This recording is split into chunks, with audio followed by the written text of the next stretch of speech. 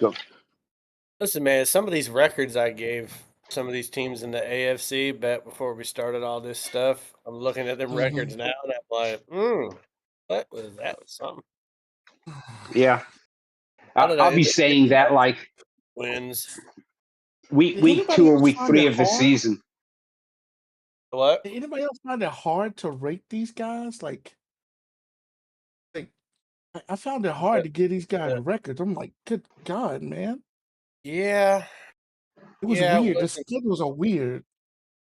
It wasn't easy. This is just one of those years, like, because I don't know if you do this, June, but I've been using a website that allows you to pick every game of the year.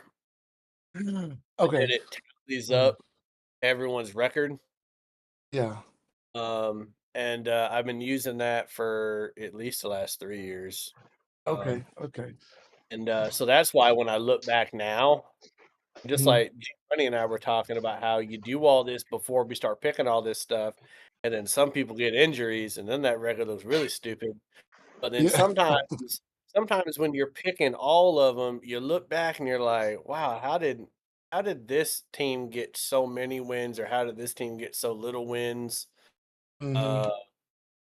So because it's like you know that when you're in like week 6 and you know you've been giving the Colts some L's, you're like, okay, well, they're gonna fuck around and trip into a victory at some point. Then you're like, you start looking at some weird shit. Yeah. But Jalen, do you still use that website or no?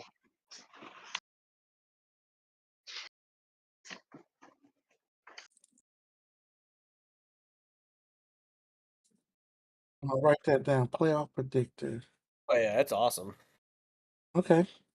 Because it allows I've been doing this the old school way. How dare you make your life easier? Yeah. Now, don't get me wrong on ChatGPT. That's a good idea to do it. I'm gonna start making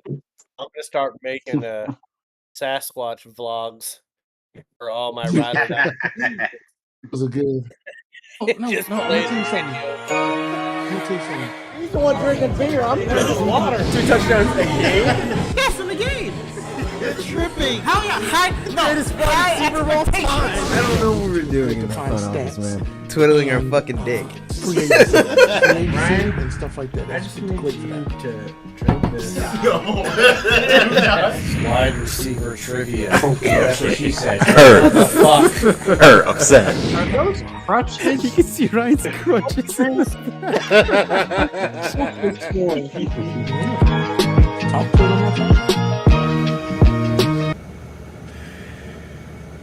What is going on, folks? Welcome back to After Further Review, episode 247. I'm your co-host, Jim Brown. I'm your other co-host, Malin Dennis. Your other great co-host, Nestor. Your other co-host, June. And I am the one, the only, running hard, running heavy from the PNW. G motherfucking money. It's gonna be a long episode tonight. Anybody ever noticed that G Money has like a little wind up with his head before he goes into it? It's like he's like time to become G Money. Here we go. It's like a face swap. Switch that goes off. That's why we love G Money here. Gentlemen, if you're new, and ladies and gentlemen, at home, if you are new to this show, we talk all things NBA and NFL, and we always start off the show by taking a cheers, which I believe brings us good luck to a great show. Has exactly 2 shots in this bottle.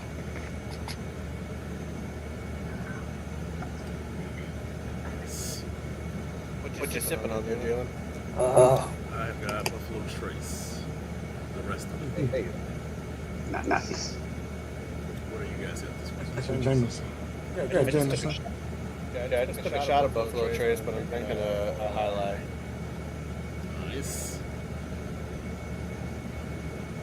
I just did a shot of Old Forester 1920. That I'm sipping on some San Michelle Indian Wells Merlot, so, you know. Glassing up the joint. That's why the show's gonna be crazy, man. Mixing Glass. whiskey. That's classy, G-Money. G-Money, that's classy. Hey. We gotta add a little style to the place. One of us has to. Nestor, you do not appear to have muscle milk this week. Grab the bottle. Still got that Woodford. Save it. Give. All right, folks, we have been, for the past several weeks, predicting each division in the NFL with the win-loss record. We did the entire NFC over the past month or so. So now we're on to AFC, and we're going to kick the AFC off with the AFC South. And the way we do this is go in order that the division ended in last year. So we'll start with Houston and finish with Tennessee. And we'll go one by one and give our record prediction, why we think that games we want to mention in specific that team schedule. And we all try to be respectful. There's feelings involved in all these teams, fan bases. We saw last week. So, G-Money, we will start with you. And we'll start with you. So with the Texans, I have them winning the division at 9-8. Questions at the wide receiver core. I had questions about Mixon before I even found out that he's going to be out for an extended period of time. So you've got questions at running back. You got questions at wide receiver on their offense. The defense looks pretty decent. It was good last year for a while. I expect it to be a little bit better. But offensively, I just don't know what you're going to get from them. So 9-8 in the game, I think the game I'm looking at is really, strangely enough, is the Arizona game in week 15, week 16. I just want to see how they match up against a truly mobile quarterback, if indeed Kyler Murray is still up and mobile. He hasn't quit and gone played the next version of Call of Duty. But that's.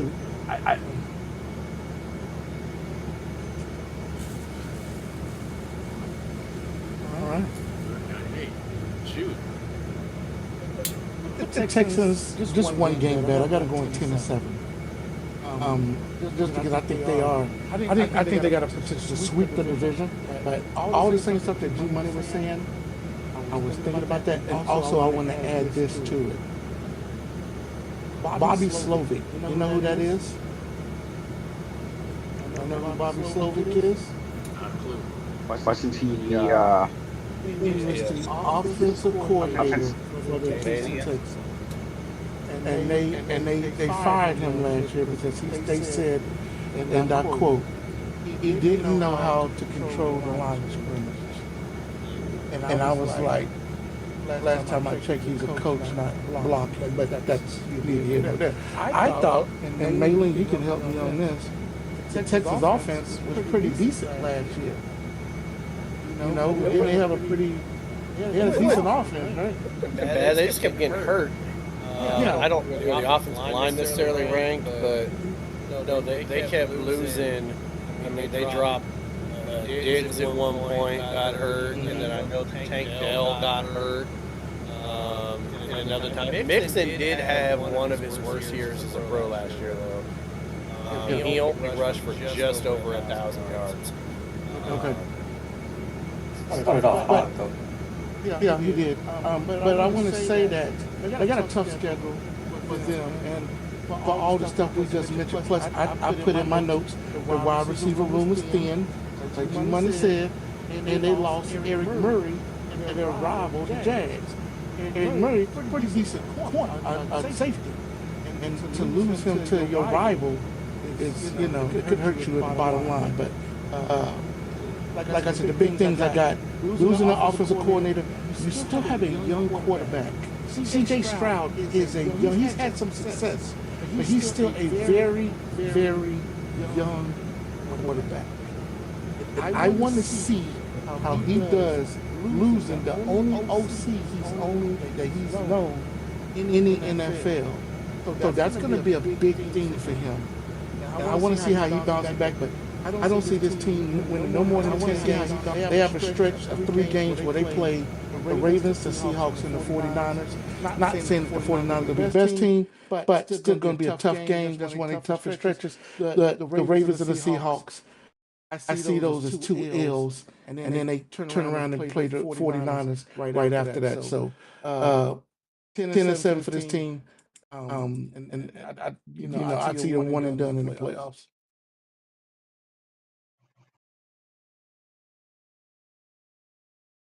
I gotta be honest. I had a hard time finding 9 wins for this team just because of the schedule they have in playing the NFC West. I look at CJ Stroud. He's one of the better quarterbacks in the league. I don't have a top 10 of my ranking on quarterbacks in front of me, but I don't think I have CJ Stroud in that yet. But here's an interesting fact about the Houston Texans, though, is that in his first 2 years, and this does not happen very often in parity in the NFL.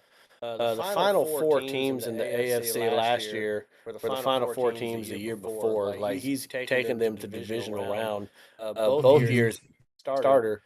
What concerns me though is injuries. They get hurt all the damn time. Mixon's out right now with an ankle. I don't know what time warp I was in, or if I just hibernated through free agency. But I don't remember when Nick Chubb became a part of that team. Yeah. I was looking at the depth chart today. I was like, oh, that got Nick Chubb. Maybe the running room won't be that bad, but I mean, he still had a catastrophic injury a year and a half ago. So I don't know if he's close to it, but if he's 100%, man, like that's not a bad person to hand off to when your quote unquote #1 running back on your team is down right now. Tank Dell is he's probably going to start the year on the PUP list. So I worry about the offense and the talent surrounding Stroud. And I think one of the biggest things we're going to find out from Stroud this year is, are you a quarterback that plays great when you have great people around you, or are you a quarterback that makes other people great? And there's plenty of quarterbacks that play really well when there's talent around them. I think of someone like a Jared Goff plays really great when you have talent around him. Then you look at how many wide receivers were making Pro Bowls with Tom Brady and Peyton Manning when they weren't Pro Bowls before they got to him. I mean, Wes Welker was not famous. Edelman was not famous. I mean, there was just a lot of there's quarterbacks that make people better, and there's quarterbacks that just play better when they have talent around them. And we're going to get to see which kind of quarterback CJ Stroud is this year, because he's not going to have as much talent around him. It looks like it's going to be fluctuating. So we'll see. If they can stabilize the injuries, they might be able to pick up a couple more games. But I got him at 9 right now.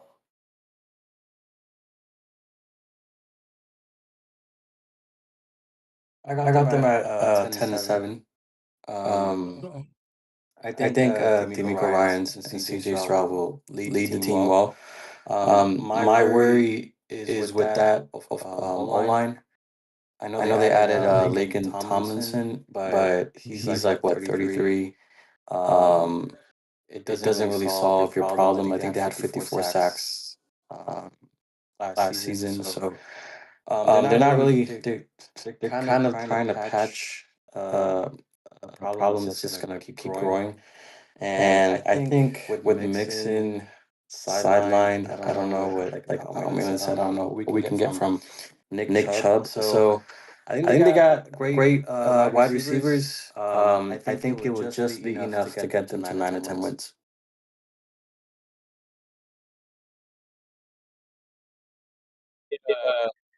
Real quick, Jalen, I'm getting a message saying that you all have a bad echo YouTube stream.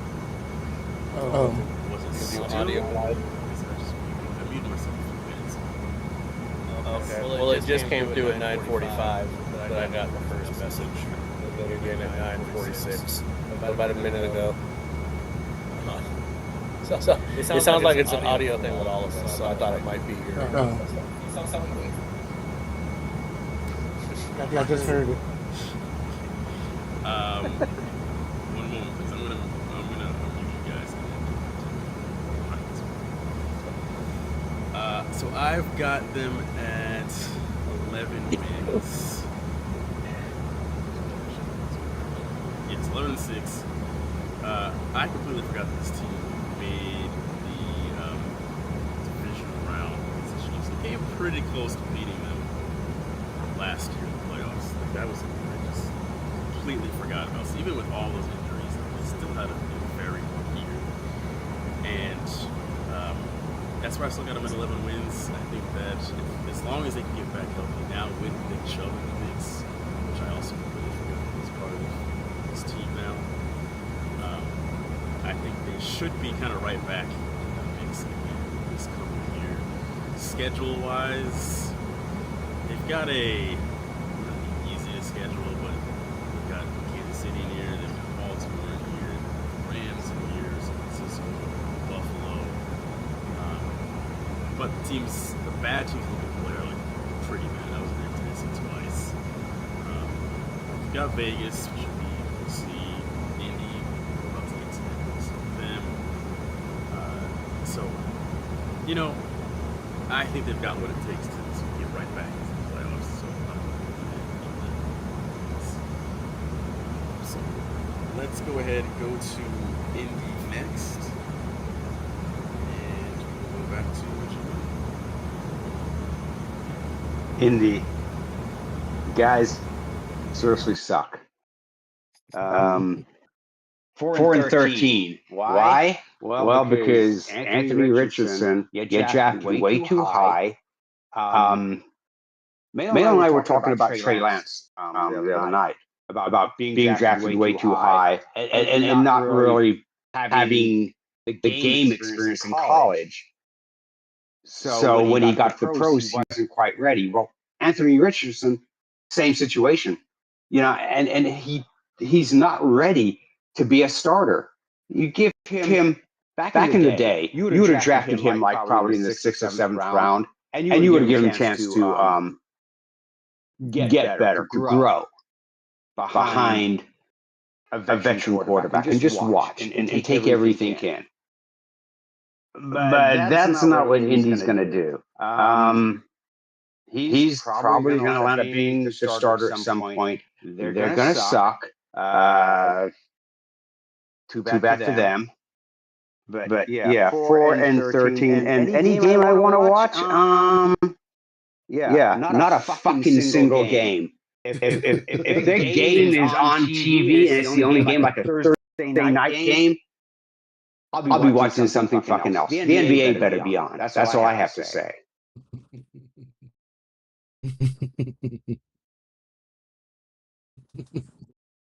Okay. I got the Colts at 5-12. I looked at this. I looked at the guys they picked up. They were very active in free agency, but they brought in a lot of second tier type players. They didn't bring any. The biggest name they brought in was Daniel Jones. That's pretty much the biggest name that they brought to this team. They brought a couple other players, but not. It's like I said, these are like second tier. They brought a lot of depth in. The Colts have been one of the most injured teams in the last 7 to 8 years. They have been one of the most injured teams out there. But this is the stretch that's going to bench Anthony Richardson. They play a stretch where it's the Chargers, the Steelers, the Falcons, the Chiefs, the Texans, the Jaguars, the Seahawks, the 49ers, the Jags, and the Texans. They play that stretch. At some point, they're going to bench Anthony Richardson and bring in Daniel Jones just to try to keep the ship afloat. They're not going to make the playoffs. They're going to be a top 5 draft pick this year. So yeah, I don't see anything with this team that would make me say otherwise. So 5-12 for the Colts.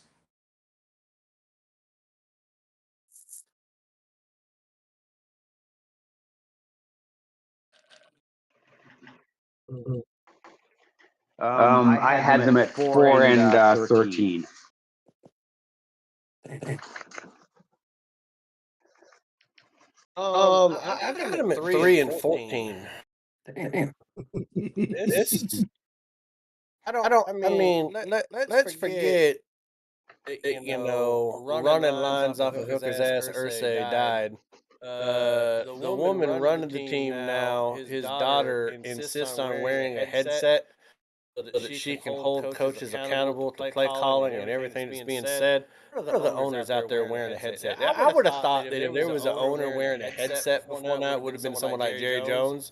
Honest with you, and I'm not saying that as like being disrespectful, dude. Just like you talk about an owner that wants to be super involved, right? Yeah. That got his daughter down on the sideline wearing a headset like she's calling plays and talking. What the hell are we doing? Anthony Richardson. I mean, I think that Bill Polian once said that Lamar Jackson should have moved to wide receiver instead of playing quarterback, and I think he should have saved that take for Anthony Richardson. Because that man cannot play quarterback at the NFL level. He didn't have enough reps in college. He's not getting better. The coaching staff doesn't do him any favors because they're playing musical chairs all the time. At some point, we're going to see Vanilla Vic out there wearing the horseshoe, looking like a horse's ass, not playing a lick of good. Why? Because the top 2 wide receivers that the Colts had amounted to a total of 109 receptions last year. The offense is Jonathan Taylor or bust. And I don't know about you guys, but like Jonathan Taylor, like he was a big name a couple years ago, and he had that holdout, and he wasn't as big last year. I have questions. I have questions about this team, top to bottom, outside of running back. Like they're gonna get Jonathan Taylor killed, man. Like that's just what's going to end up happening. Did they draft the guy from Penn State? Well, if they drafted a guy from Penn State, he'll tear his ACL because every Penn State running back tears their ACL. No, the tight end. The tight end. The tight end. Oh, tight end. Oh, what hell is his Tyler name? Warren. Tyler Warren. Yeah. Okay, yeah, they got Tyler Warren. They got Tyler Warren out there. They got big white muscle hamster. He is. He's actually good. He's actually good. But if you don't have a quarterback, what good does that do you? Yeah. I mean, he'll end up being a blocking tight end to try to save people's lives because the offensive line is terrible. Just the whole thing is bad, man. I mean, how many plays is Anthony Richardson going to take himself out of because he's tired, and it's a lot to deal with playing quarterback in the NFL. Craziest shit I've ever seen in my life was him just taking a breather. I'm like, sir, this ain't the NBA where you play, like 85% of the minutes, man. When you're the quarterback, you're out there the whole time. That's not why you got a second string. The second string is in case you get hurt, not because you're tired. So I don't know, man. Three wins until they show me something else. Mid-season, Ursay's dollars looking calm plays. Book it. Let's go.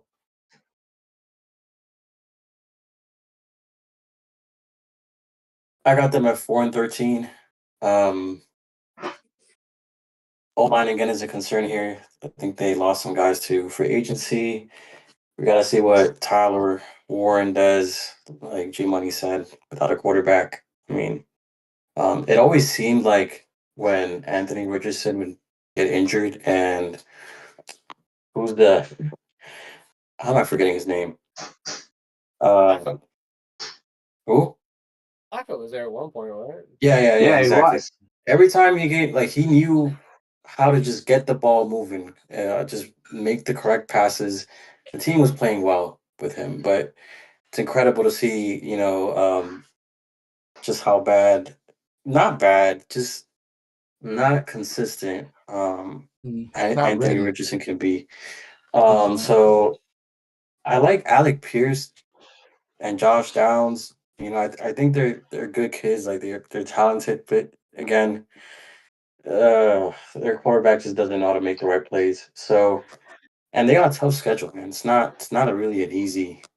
It's not really an easy schedule for such a bad team. So yeah, 4-13.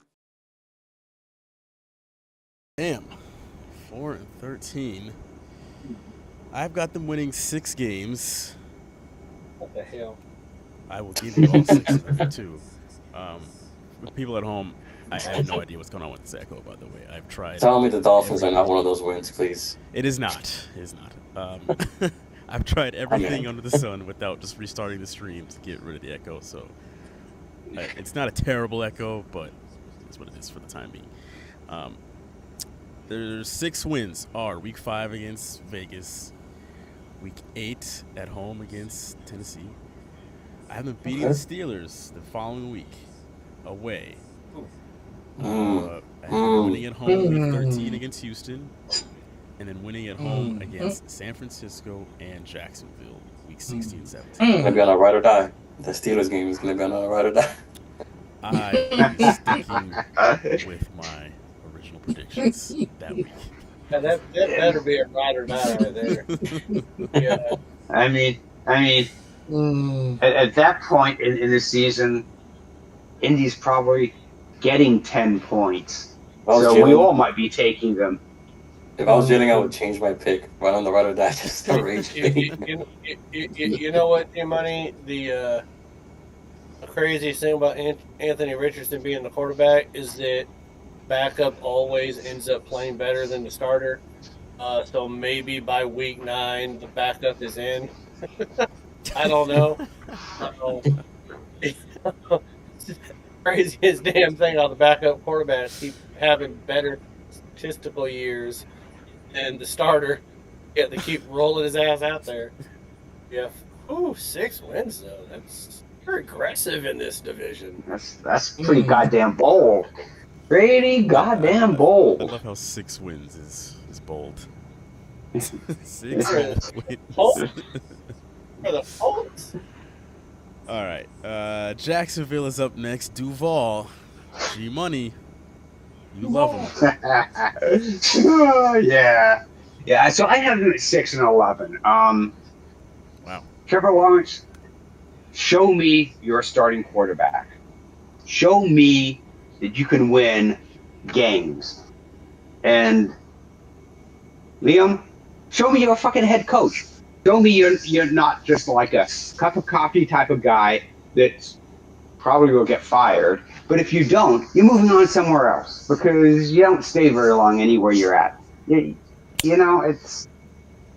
And I'm not super impressed with Jacksonville. I look at them, and I'm like, well, yeah, he's just not that good. And Duval County, well, seriously, probably one of the shittiest counties in Florida. I mean, I've been there, so I can say that. Not impressed. Not really impressed with your team. And 6-11, yeah, that's the best you're going to do is 6-11, unless of course teams you're playing are playing like replacement players because all their players were injured, and even then there'll be close games and you probably will lose a couple of them.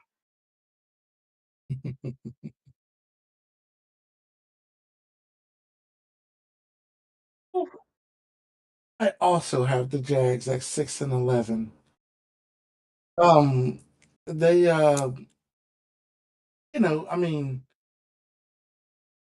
they did pick up 2 guys for the defense to make the defense a little bit better. They picked up Jordan Lewis, and then they picked up, like I said earlier, Eric Murray from the Texans. So they need to get better on the back end. So, and they did that. I thought they did. But they start the season off, and I got this first game for them as a loss. They start the first game of the season off with the Panthers. The Panthers are going to beat them first game of the season. Oh shit! I'm making a bold prediction. This is a locked and loaded. This is a bold prediction. The Panthers are going to beat them first game of the season. Right here. So the first 6 games, the Panthers, the Bengals, the Texans, the 49ers, the Chiefs, the Seahawks, and the Rams. That's the first 6 games, folks. That blonde head Jesus. He's got a rough first month and a half.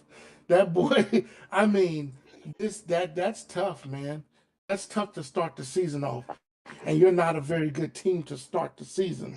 So I don't have a lot of faith in them. This team, the crazy part about this team, a couple of years ago, we thought this team was going to be what the Texans is now. We thought this team was going to be in the playoffs every single year and being this dominant defensive squad. And right now, we're just not seeing that with this team. And one thing about this division that I noticed is that right now, especially the bottom 3 teams, they're all in a rebuild. They're all in a rebuild right now. And it's slow going for these 3 teams. So we're going to see how they do, but I can't see no better than 6 wins. So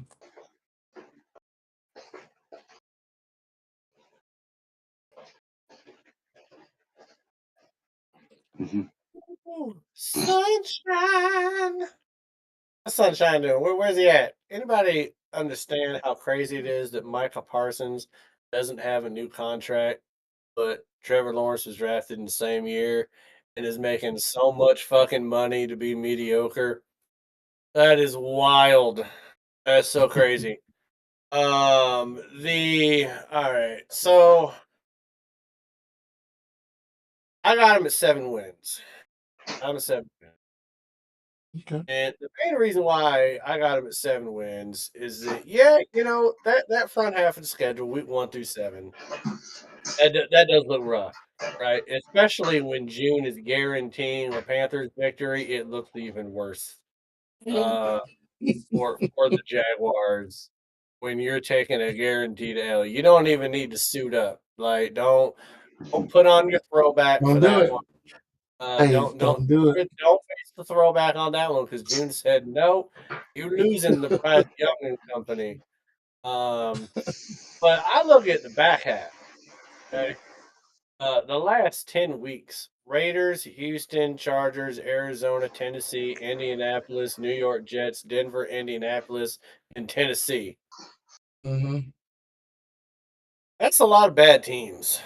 There's some good teams in there, and there's some average teams, but I think Jacksonville is also an average team. I don't think they're terrible. I think they're average. I think they're going to win a couple games that they should lose, and I think they'll lose a couple games that they should win. Apparently, one of those is going to be, Carolina. But they just have they have an average schedule. When you talk about strength of schedule, they're like right there in the middle of the pack. Mm-hmm.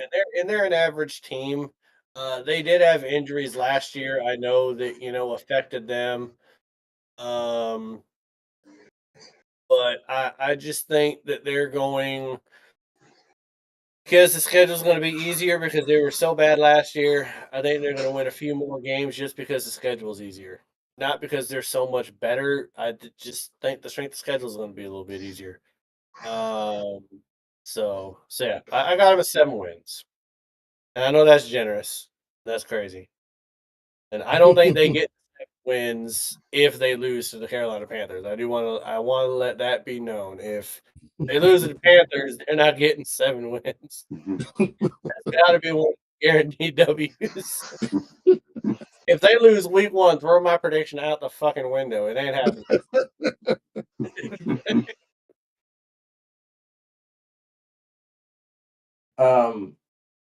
Yeah, I got them at 4-13. They just got a lot of, you know, they have a lot of question marks and unknowns. Liam Cohen, Trevor Lawrence, Travis Hunter's girlfriend. We don't know. So I feel like there's just the schedule looks pretty tough. Week 2, you got the Bengals. Week 4, you got the Niners. Week 5, you got KC. I don't know. Then you got Seahawks after that, and the Rams. So I don't know. 4-13 is 4 wins is as much as I could give them. Lord have mercy. I've got them at 7 wins. I actually have them losing week 1 to Carolina. Jalen, you were muted. Muted, Jay. Booty. I'm muted here now? Hold on. Yeah, you muted himself. It's like, that's it. Hold on one moment. Let me leave and just go back in. Sorry, folks.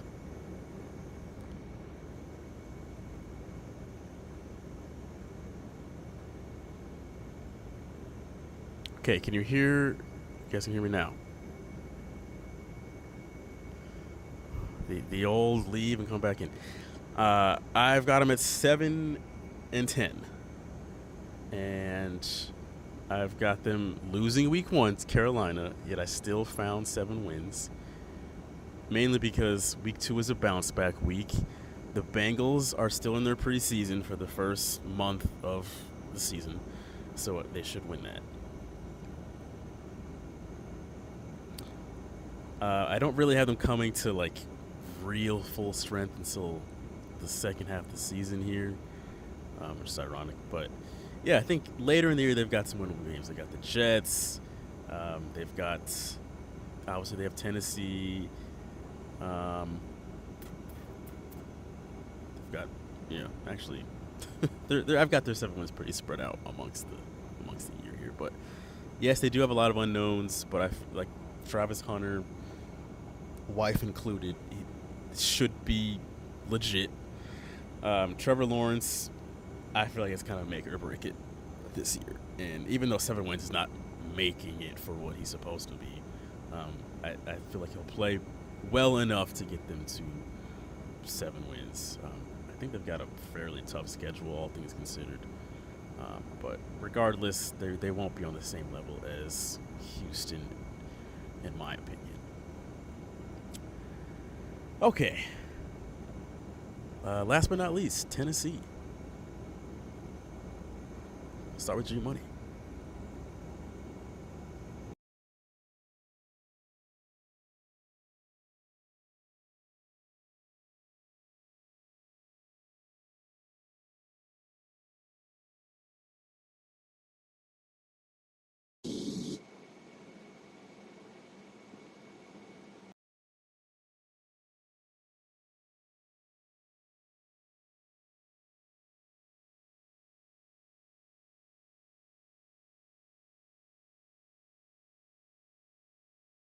Probably 3 of those 5 wins come from him. And I like Tyler. I love Tyler Lockett. He's going to be his receiver that he can count on. That he knows if he throws the ball to him or close to him, he's going to catch the ball. That's going to be his security blanket. Rest of the team, don't really fucking know. I mean, it's Tennessee. I mean, name 5 players on the Tennessee team. Yeah, I just named 2, and that's all I can name, and that's it. And that's only because I followed both of them. The rest, I don't know who the fuck they are. Pretty sure they signed some people, but I think 5-12 with a rookie quarterback with, receivers that I don't know who the fuck they are. Tennessee fans might be able to tell me who they are. That's not bad. That's not bad. And I even am willing to go out on a limb and say Cam Ward stays healthy, could well be the AFC Rookie of the Year or offensive Rookie of the Year. Okay. Impressive.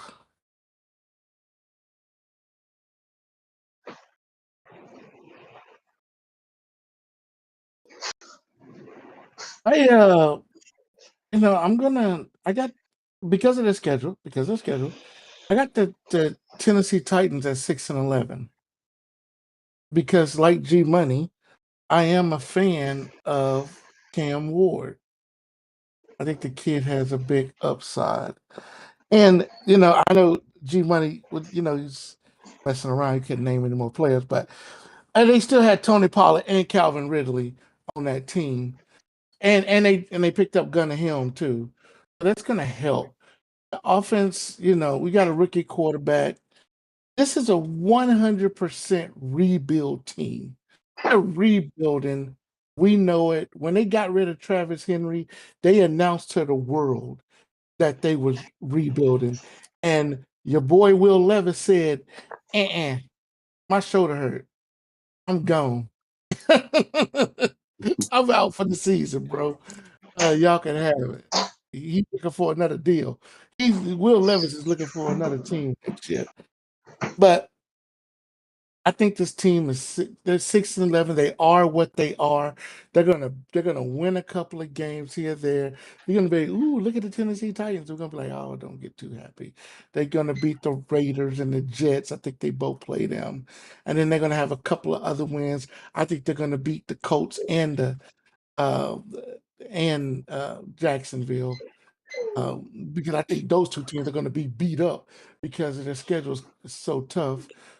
So, so 6-11. It's a jump from what they were last year, but again, the ticket by the team, 100% rebuild on the season, and this is what you have. So,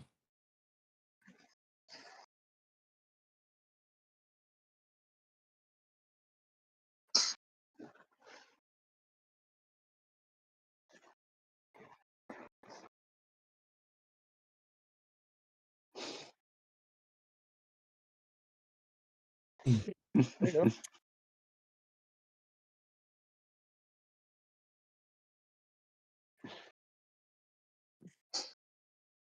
I got 7 wins, man.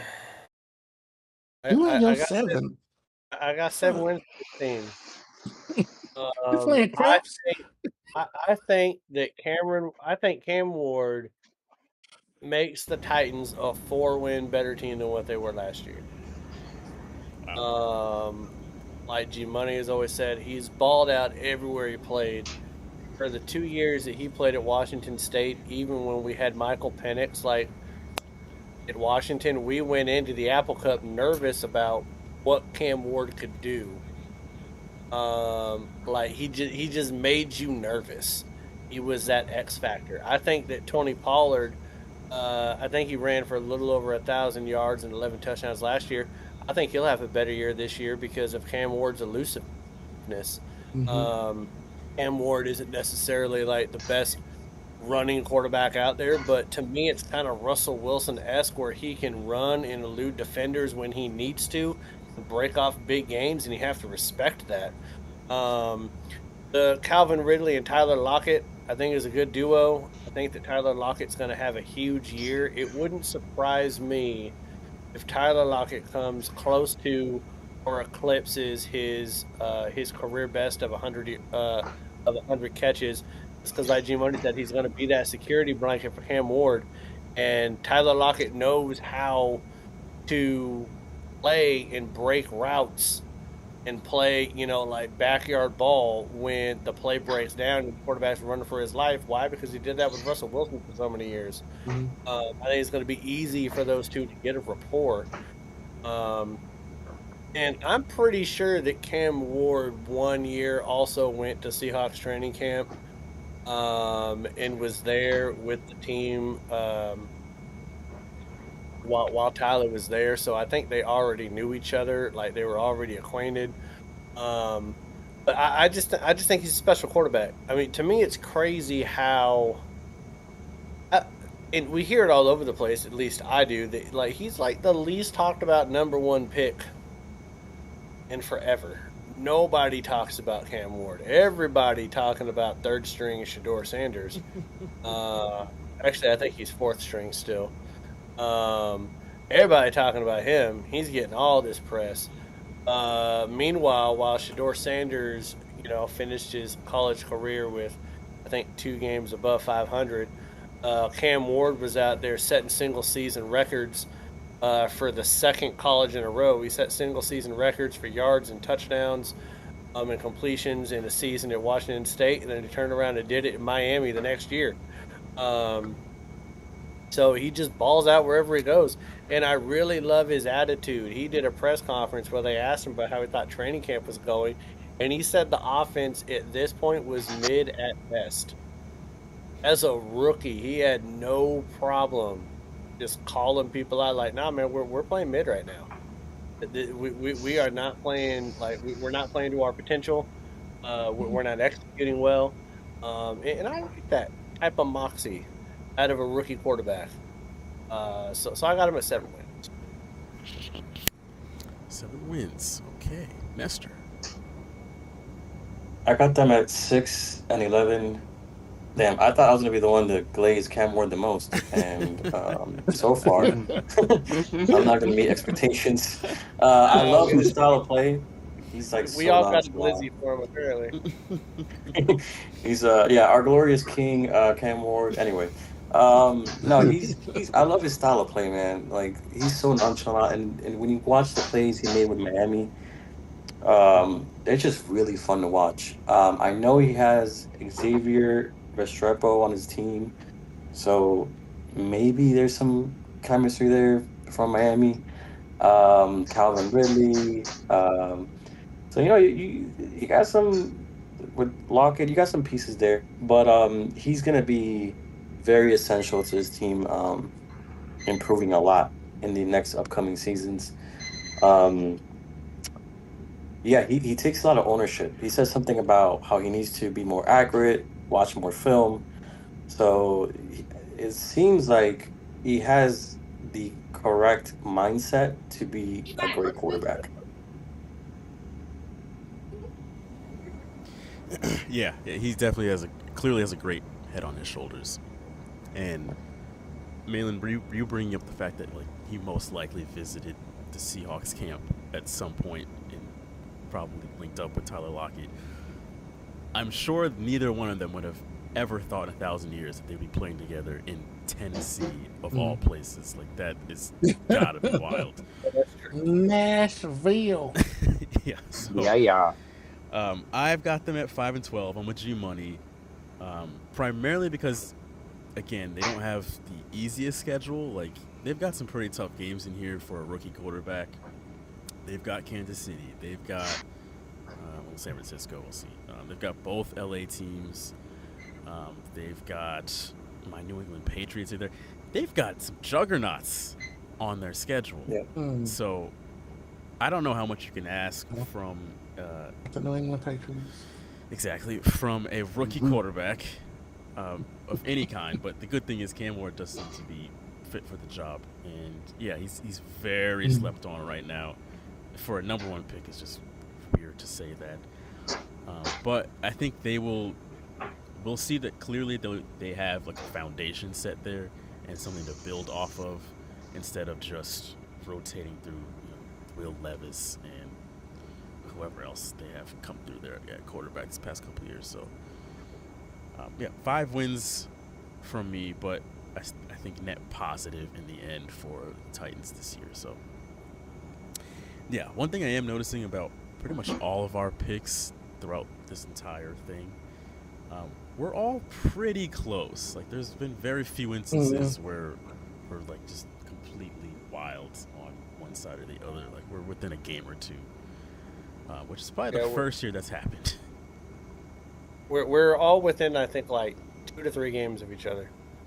We're evolving. Yeah, there we are. Yeah. They say that when you get a bunch of women in the workplace, they all start getting their periods at the same time. So maybe that's happening with us.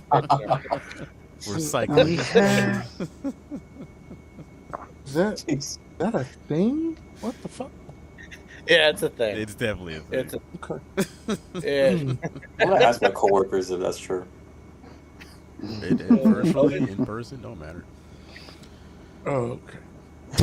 All right. On that note, we are going to go to a break. And June, are you joining us in the second half, or are you peacing out? No, I better go to bed. I gotta early rise. Really? Damn FEMA. All right. That is fair. Folks at home, if you want to follow June on TikTok, it's coming back. We're getting around to that time of the year, so the videos will be pumping out from June here. So his TikTok is always linked. I made one yesterday. Exactly. I made one yesterday, Cowboy fans. You know what's so funny? I did have a good "What's up with that," but I'll do it next week. I do it next week. I'll do my "What's up with that" next week. I had a good one. Oh, it's only You 10, guys 20, really enjoy it. only 10:22. Just do it now, real quick. Yeah, you can No, we're finna go on break. Take a break. Oh, when we go. Okay. Yeah, speak So your mind. here's my. I was looking at this whole thing, all these AIs and these trades and James Harden losing his beard. The one thing I want to say about the NBA is right now, their image is taking a hit. With the WNBA about to go on strike, with the colleges, trying to go after them, saying, "Hey, you're taking our players, our product is becoming watered down because of you." And to the free agency, where these guys are just jumping from one team to another, you don't know who, and then we end up with OKC and damn Indiana in the damn championship. Got what team it was. It was that bad. Yeah. And the NBA truly needs to fix their image right now. They need to go in and right now the NBA is lacking a star, a superstar. LeBron is getting old. Steph Curry is getting older. Kevin Durant likes to hide. He doesn't want to be a star. Wembyamba is just too young. Riddle. Boston is a great team and it's a great story because it's the Celtics. There you go. So that's the biggest we got as a star. So I don't know what's going to happen with the NBA, but they need an image change, and I believe they need an image change right now. It needs to start with this upcoming season.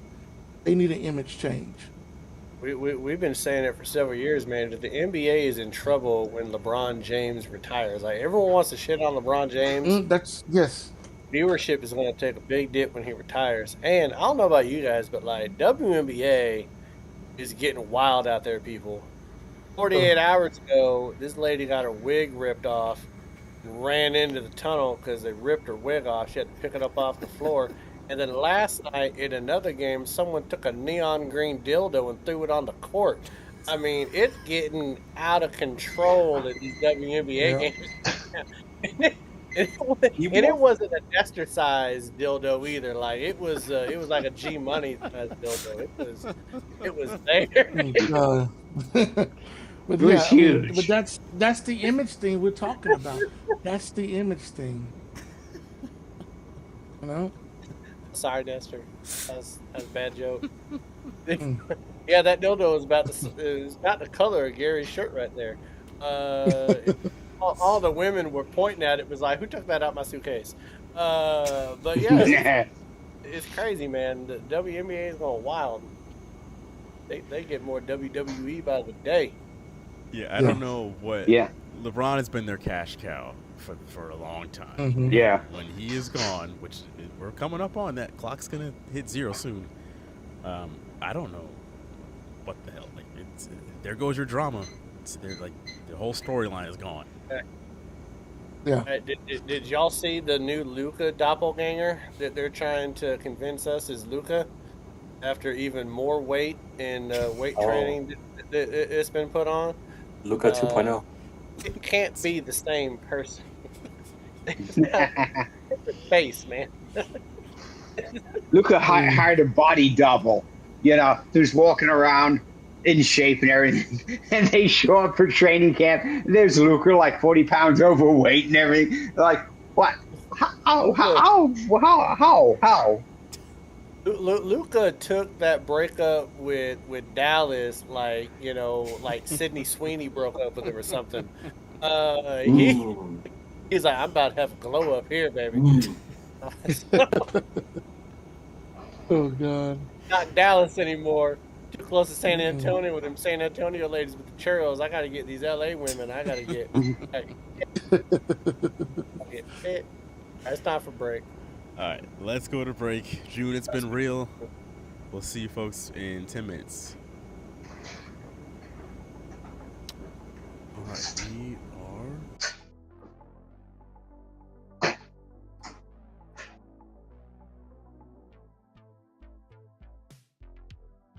Oh no. Oh Lord. Oh God. Hey, Jalen. Are we doing the AFC East next week? Okay. I'm going to miss the next 2 weeks after that. What? I'm going to have to give you I'll be gone. Damn. But I'll have to give you my next two picks after next week. Yes, Yeah. we are. Unless next week, not this coming up week, but the week after that. I'll be gone. What does FEMA I'll be have gone, going yeah. on we need to know about? What the hell Oh, is shit. going on? I'm going on my cruise. Cruise. That's right, it's going off cruise. I was like, oh shit. Like, going Did I FEMA go got on a some cruise? satellites there. They're just creating shit to get that budget up. Shit. I'm scared to go on that cruise. There's fucking tsunamis and shit. No, that was 8.7 earthquake. God damn. You guys hear what happened in Hawaii? They were boarding for a cruise ship, and when they got the tsunami, they stopped the boarding and told everyone that wasn't on the boat they needed to get to higher land, and the cruise ship just fucking took off without them. Took off. Yeah, they did. Get out there. That's what they're supposed to. That's what they're supposed to Goddamn do. man. I'd be Fuck so this fucking shit. pissed if I was in Hawaii looking for getting on a cruise, and next thing I know is like, run to the hills for your life, bitch. While the boat leaves you. You're like, if I was gonna die, I could have been on that shit with a margarita. Like, what is? Exactly. I've been mad as hell. All right, I'll catch y'all later. See you, man. Yeah. All right, June. I cannot wait for my what's up with that. It is.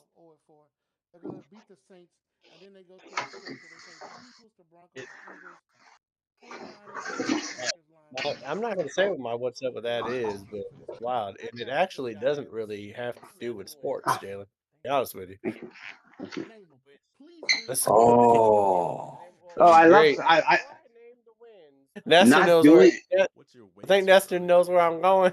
I think you might. Yeah. Most of us are going I think to he knows. slide OKC right in there by default. But who would the Thunder be playing? I think it'll be the new and improved Houston Rockets, Golden State. No, not a former player. Season. Do you think it'll be the Lakers since they will? Yeah, it's good though. Don't worry about it. Season. Dallas with the Cooper Flag and Kyrie, AD. What two teams will be making up the Western Conference Finals next season? Let us know in the comments below. Esther knows. He knows.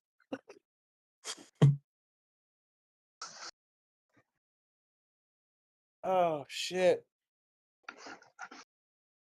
Oh.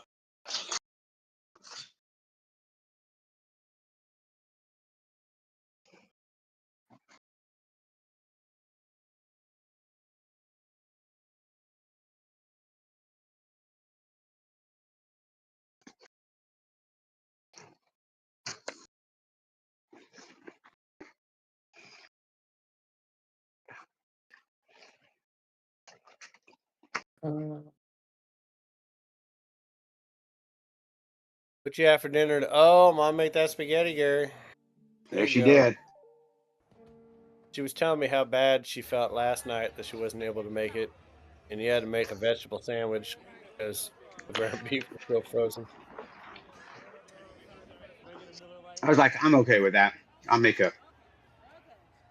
I'll go vegetarian for like 2 days. Damn, She y'all made told me me hungry. on it. To be honest, it doesn't sound that bad. You know what I did last night though, Gary? I made a counterpart to what they call a Seattle dog.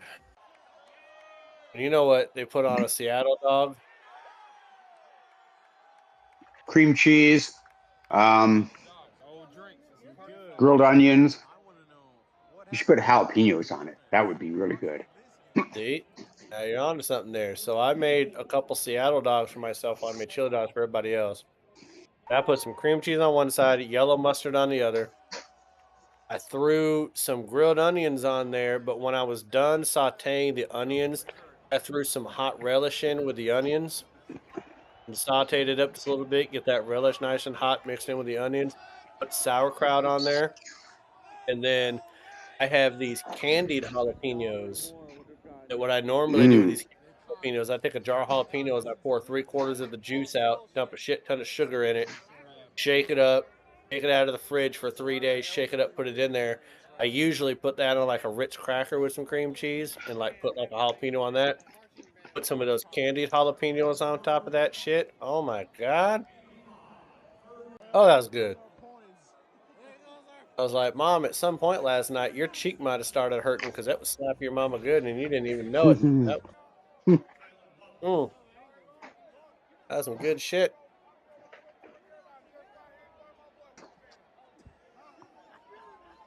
Jalen, you should try a Seattle dog, Jalen.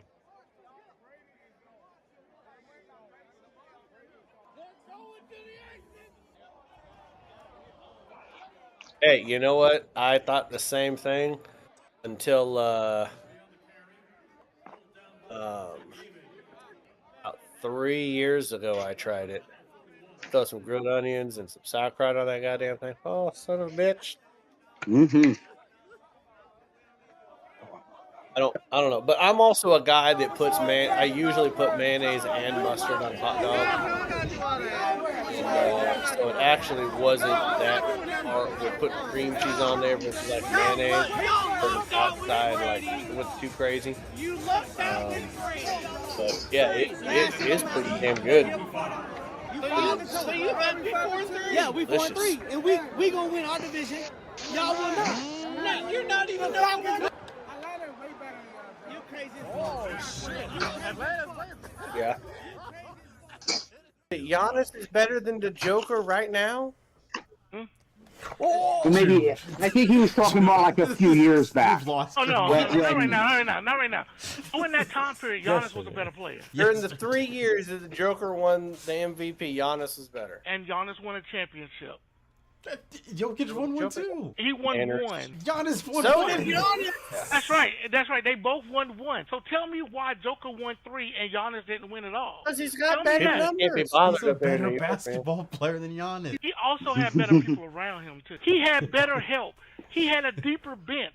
He had everything around him. When he won a championship, that was the crazy thing is it like, Giannis was a and better I don't player. know because Gary goes on like 10 Mile Walks the all most the fan time, but votes even in WNBA Washington, game, with what I remember, and when I was back there in 2022, there's not a whole lot of interaction between people walking past each other on the sidewalks and stuff like that. Most You vote move down to getter. Florida, I don't understand. and like the people will talk to hate you when you don't want them these to talk to women you. have. They're like, all fuck, going somebody to make else more money because gonna of want her. to say hi. All right, folks, who do you About think the is coming poodle. out of the NFC this upcoming season? We have broken down every single division in the people are NFC too over these eager to past talk few down here weeks. in So at this Florida, point, I think it's but going to come down to the Rams, the people ain't got Eagles, no time or for the shit like that up Lions. north, I'm not man. going to, because literally every single year we pick the same team that won the Super Bowl to go back to the Super Bowl, and like unless you're the Chiefs, it usually just doesn't work that way. I think The get whole over eye losing contact Ben thing means that Johnson, Ivan's it's shootings on. from the playoff meltdown they had So, last year. I I don't know if look they're at going to be able to you get and over the loss of Ben your Johnson. eye, it's I'm really on. Rams are going to have a great year, and that's my I mean, pick. I imagine a coming lot out of the people NFC. also I know It's in New York though because of like let us know crime who and you stuff think like is winning that. the NFC Just wanna down. kinda Who do keep you to guys think is yourself winning and West this upcoming it's season? Is it crazy going to be that San Francisco with Brock Purdy getting that that new area bag? He did also lose Debo. is Christian like McCaffrey should be back one of the healthy. 49ers are worst kind of in a weird cities spot right in now. You think it'll be the America to Cardinals, even hoping like that that report offense takes crime or another step to forward in the step right in and direction help this year. The somebody Seahawks now with that is Sam being Darnold assaulted and in a Cooper crime. Cup, People will or do you just think it like is my walk pick, the past a mugging Rams? or a Matt beating Stafford like back ain't my problem. healthy, Devontae I ain't dying Adams, today for Puka whoever the Nacua is fuck still you there, are. K-Dub's still Yeah. there. I think the Rams are winning that division with 12 wins this They're like, I season. don't know But what let me but know I'm who pretty you sure guys you think is winning the deserve what's NFC happening West. right now. Down in the Like comments karma. below. We'll be talking Some about this tomorrow night on the I'm next just gonna episode let of our that podcast. How many unfold. games do you I think got the Packers are winning in 2025? Oh. I've got them at 9-8. Yes, if you've been keeping up, that means I've got the Packers, Lions, and Bears all going 9-8. Probably not going to happen, but hey, these are the numbers I came up with. How many games do you think Green Bay is winning in They just 2025? keep standing Let us there know shoulder to in the shoulder. comments below. Meanwhile, two people That's down, get their ass whooped. Esther, are you eating fucking cereal? Food. Oh, Rice. Cereal. Frosted Flakes. I just heard some Krispies going on there. Welcome back, folks, to the second half of your favorite show. Always runs smoothly, never any speed bumps here. We will miss June here, but hey, we will carry on as we normally do. So we are going to get started with some comments from last week's show. And Hold the hell on. oh, sorry, I had my TikTok open. I was ready to rumble. The hell? Oh, shit. What? Oh, Jesus Christ. See, it wasn't just me. Nah. Okay, Kimani was See, ready. I was ready. All right. All right, here we go. Cheers.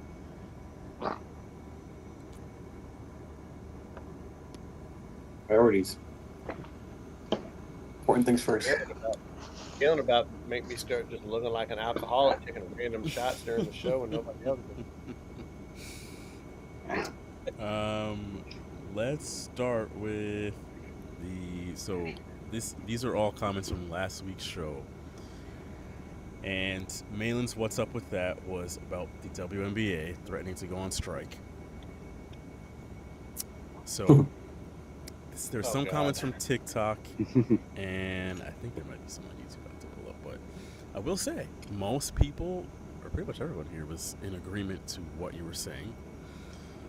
It hit the right side of TikTok. So the most liked comment was from Tony. He said, "Hear me out. Co-ed league." Terrible.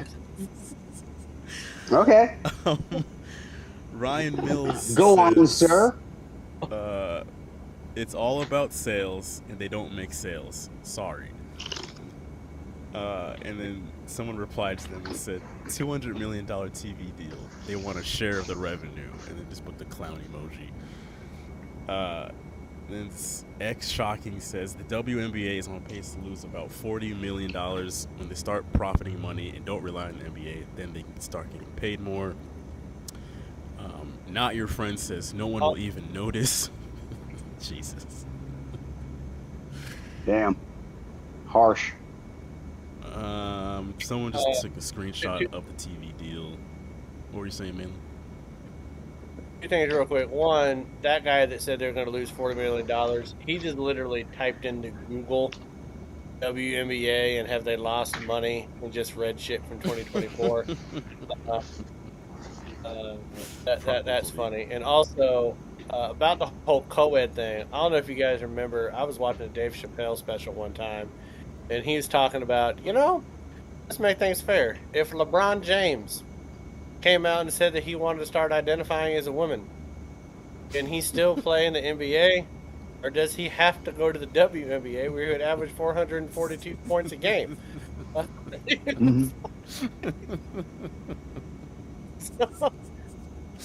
It'd be crazy, man. Hey, the big three with Ice Cube try to get Caitlin Clark last year to join them. They were going to give her like $12 million or something to join the Big Three. She said no. But yeah, they were going to give her some money to be a part of the Big Three last year. Sorry, I'd have watched that. I would have too. Last two comments here. One from Ken says that 200 million, isn't it? It's not 200 million. I thought it was 2 billion. Just trying to, 200 million per year. That 200 million ought to pay back the NBA for funding them for 27 years. Well, obviously, he didn't hear my response to Malin's whole thing. Where the NBA is taking 41. It's taking 41%, and they've been taking 41%. So I mean, they're getting their money back, and fucking Skeletor is not even telling NBA owners all the money they're getting back. So you know, in reality, they're getting their money back. The individual investors are getting their money back, and the WNBA is left with 41%. And that has to be divided up between the teams. And then if the players want to get 50% of the 41%, it's not going to be 50% of 200 million. It's going to be a lot less. It'll still be an increase. It will be an increase in salary, but it won't be a lot. And with the fact that you're adding more teams, you know, it's going to be a small pie that you're sharing. I would just like to go on record one more time that I did say that they deserve more money.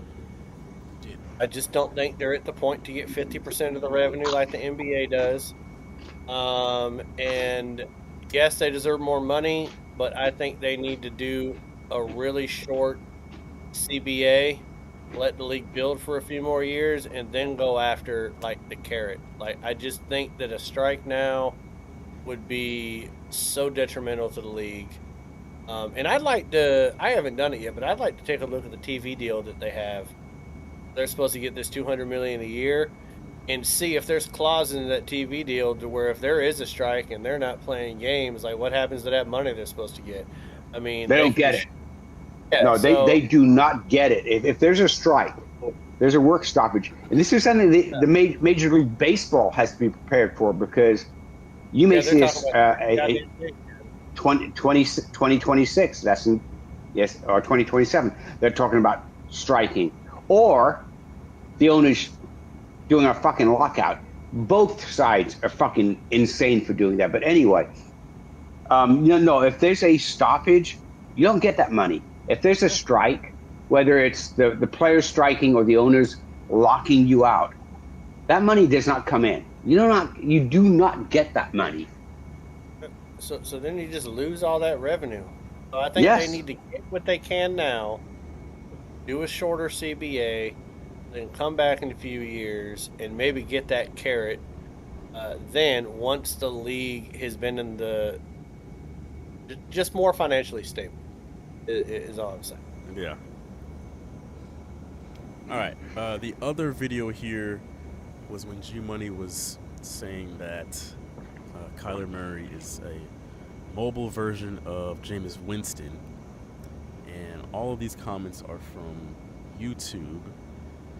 Wait, who said that one? That was G Money. I did. Okay, I was like, that wasn't me, was it? I'm not going 2 for 2 on community comments, am I?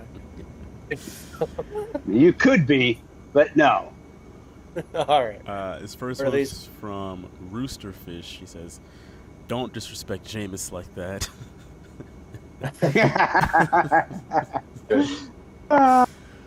And then Cone Killers says he's not anywhere close to being an elite QB.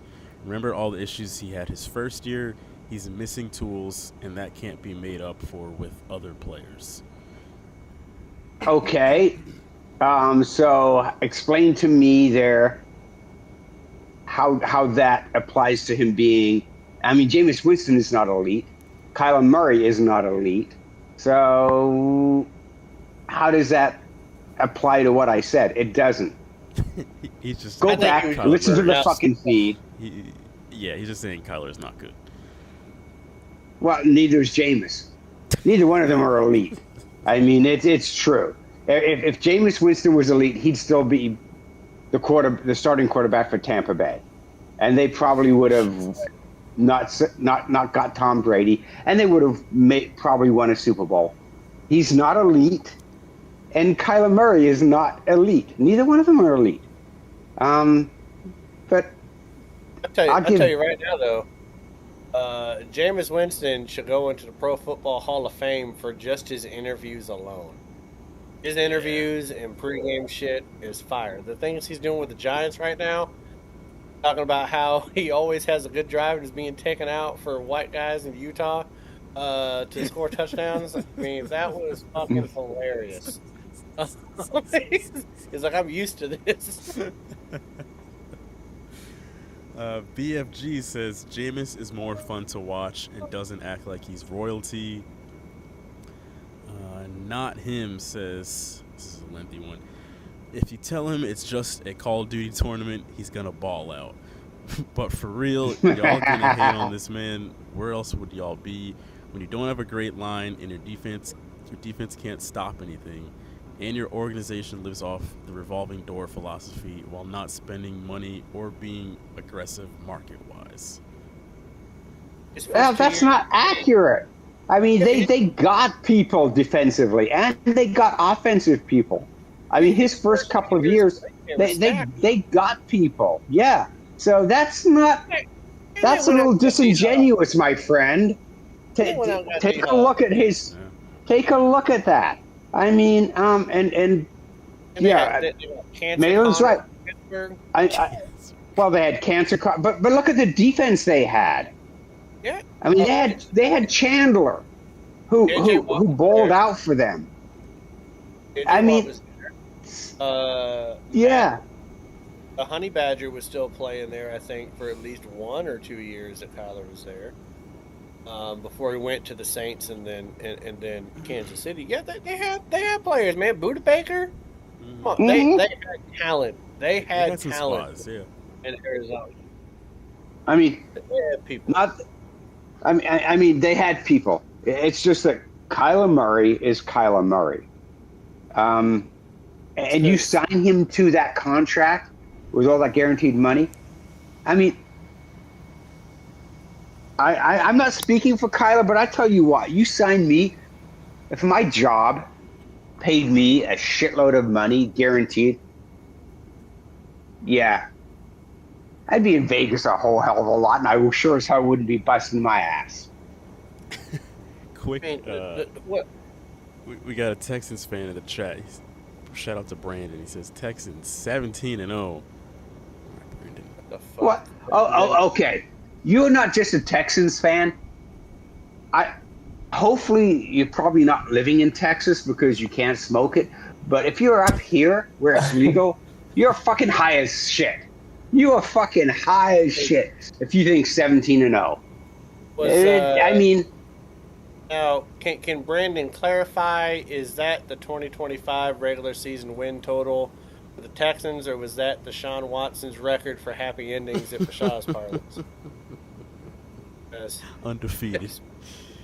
All right, let me hit these last few comments on this video. ES something or other. He says, when NFL teams invest in a QB, it is very hard for them to cut bait, admit the loss, and move on. I think they're always afraid that the QB will flourish somewhere else.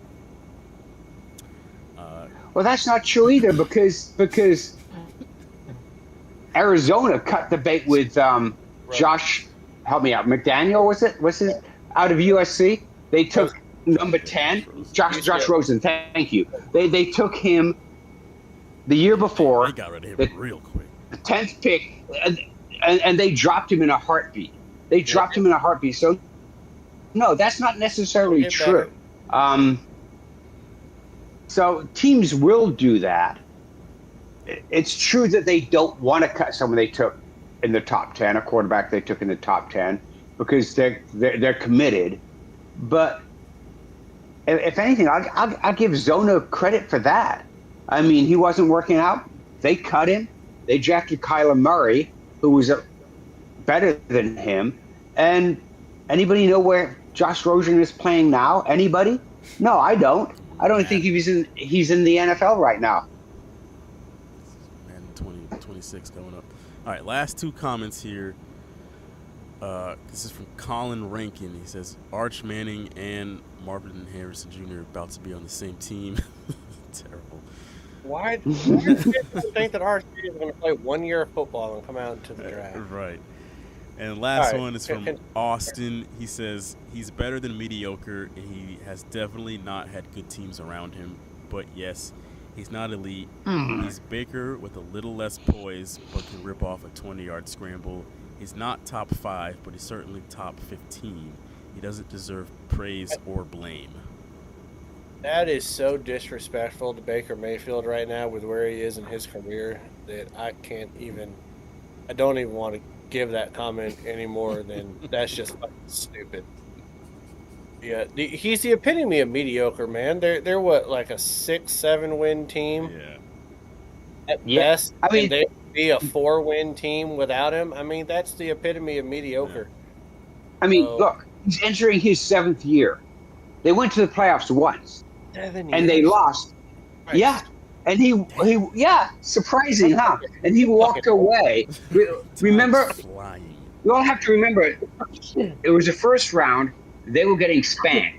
He was on the bench with his head down, like, oh, my team sucks. It's like, no, you fucking suck. That's it. One time in the playoffs. And I want to say, and I could be wrong on this, but it was like his third or 4th season that they went to the playoffs. 2021, I think. But, I mean, yeah, he's not done anything, and he's had a team around him. So, yeah, I mean, to turn around and say that, well, they haven't surrounded him with talent. Yeah, they have. I mean, remember they signed D-Hop when he was still decent. I mean, you've got players. You have players around you. At some point, even Arizona fans have to look at and say, my team my ownership has sucked in the past, but they tried to put people around you. They hired a head coach and a GM, and the head coach was a new offensive individual who would do things for him. And he got fired, and the GM got fired. At some point, I don't even know why they re-signed him, to be honest with you. I mean, at some point, you just let him go. You just say... I don't even know if the Baker comparison is really all that good, other than the fact they both won Heismans at Oklahoma, right? But difference between Kyler Murray and Baker Mayfield is that Baker Mayfield, even when he played for Cleveland, was leaving it all out on the line. And Kyler just seems indifferent to the game. Yeah. Like it doesn't seem like at the quarterback position at this stage in the NFL, like, you have to be passionate about it. It has to be like, you have to be obsessive about it, and I don't get that from him. So I don't even think a change of scenery is necessarily would lead to Kyler Murray end up playing lights out like we've seen from Baker the last couple of years in Tampa. I just see indifference. And just, well, it's going to be what it's going to be, boys. So I don't know. I don't know. Those are good community comments, though. They are. Actually, they were really good. Forgot about one? I took the segment where you had posed the question as the 49ers championship window closed. There's only a few comments here, but... they rated this one, didn't they? No, everyone was agreeing. Amari says, the second they picked Purdy, the window closed. Jugga Jat says it was never open. And then Spirit says, how have they not won a Super Bowl, bro? And then just laughing emojis. I don't know, I kind of feel like something's wrong when social media is agreeing with my hot takes. I need to step my game up. Yeah, seriously, man. I mean, being tarred and feathered. So when everyone's agreeing with, like, I don't know how to take it. I feel a little weird about it. I'm like Ricky Bobby. I don't know what to do with my hands right now. Crazy. You're like in an alternate universe where everybody's like, yeah, Malin's right. He's fucking right. It's like, what? What? How the fuck is that possible? I mean, I'm usually right with my hot takes. It's just the internet doesn't agree with me. Well, I mean, I wouldn't say usually, but anyway. Hey.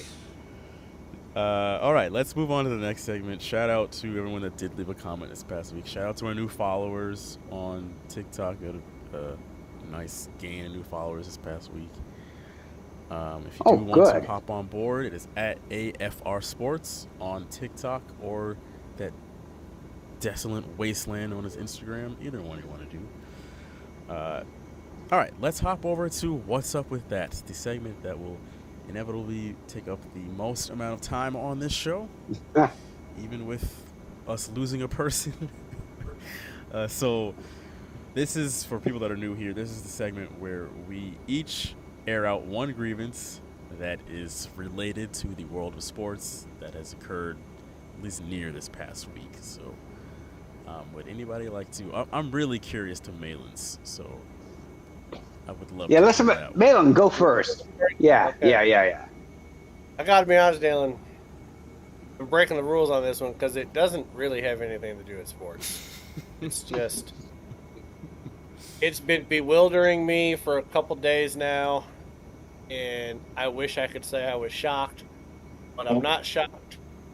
But you know, over the past several years, we've had companies that have been scared into the woke movement. I knew it. And so what do? They start putting fat women in clothes, and I knew it. A man and you identify as a woman, you're a woman and you identify as a man, then you can, I guess, sell makeup. You do all this shit. Or like Calvin Klein used to have standards, right? And now those standards have ballooned. And so, you know, American Eagle comes out with an ad. It's Sydney Sweeney. I don't think that anybody can argue with the fact that Sydney Sweeney is a very beautiful person. She is white. I get that. Blonde hair, blue eyes, and she's wearing denim in these ads. And the catchphrase is, Sydney Sweeney has good genes. Jeans. Now,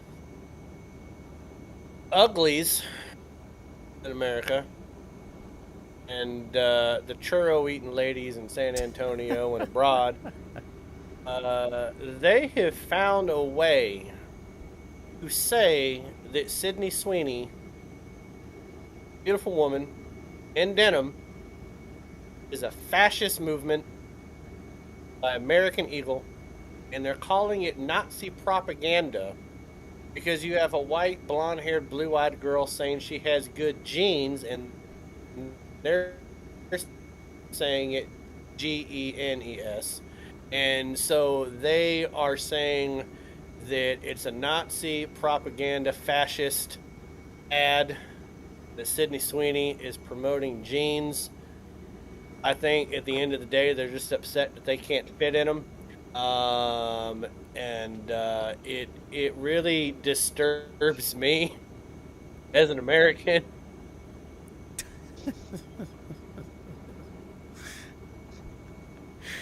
That we. Sorry, go ahead. We can't just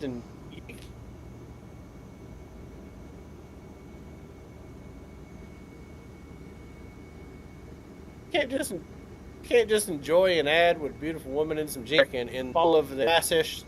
It's Nazi propaganda, and what are we doing as a company, or as a country? And I'm more sad than anything. I'm not surprised, but I'm sad. And you know, these These people get to operate automobiles, and they get to drive next to us on busy streets, and they get to vote, and they get to make decisions that could affect people, and it concerns me. And they get to own guns, even if they don't know how to operate them. Yep. It just concerns me where we are as a country that a jeans ad is turned into Nazi propaganda. Like, go watch a World War II documentary about what Nazi propaganda is before you start calling Sydney, or before you start calling her a goddamn Nazi, and American Eagle a bunch of fascists. It scares me, man. It scares me. That's because you're a Nazi propagandist. That's why. There it is. I don't have blonde hair, but I got blue eyes, so apparently. Well, I mean, I don't know if you grew your hair further out, it might be blonde. It's not. It just gets gray. It just gets gray. But I was blonde as a youth. I was blonde as a child. Maybe But you did indeed want it to be gray, along with your beard, totally gray. I do. I'm sick of the in between on the beard. Like, let's just pick a color and go with it. We don't need shade. But, Sir, I'm going to tell you, accept that, because when you go gray, unless you're going to use dye, which no real man does, don't. You look at it and you go like, damn, because when it goes like me, all fucking white, you're like, how old am I again? And then you look and you go like, oh shit. Okay, but G Money, like, you're one of the reasons why I want it to go all white. Oh, the fact that sir. Hey, sir, I look at you and I'm like, this is a distinguished gentleman over here.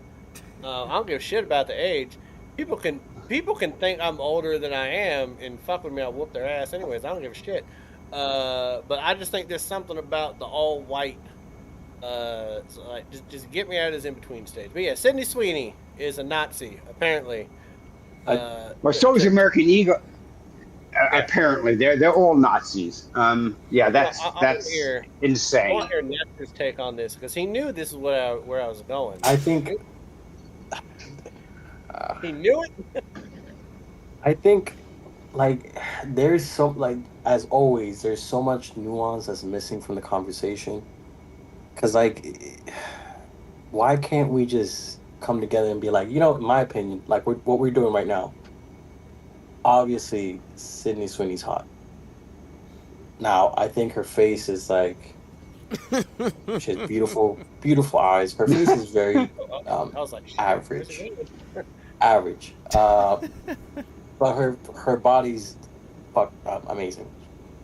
However, like, the ad is like really, you're gonna pan down to her boobs and it's gonna be like, oh, eyes up here, like the whole thing was just like odd. And the first thing people were saying on TikTok was like, that was a weird act.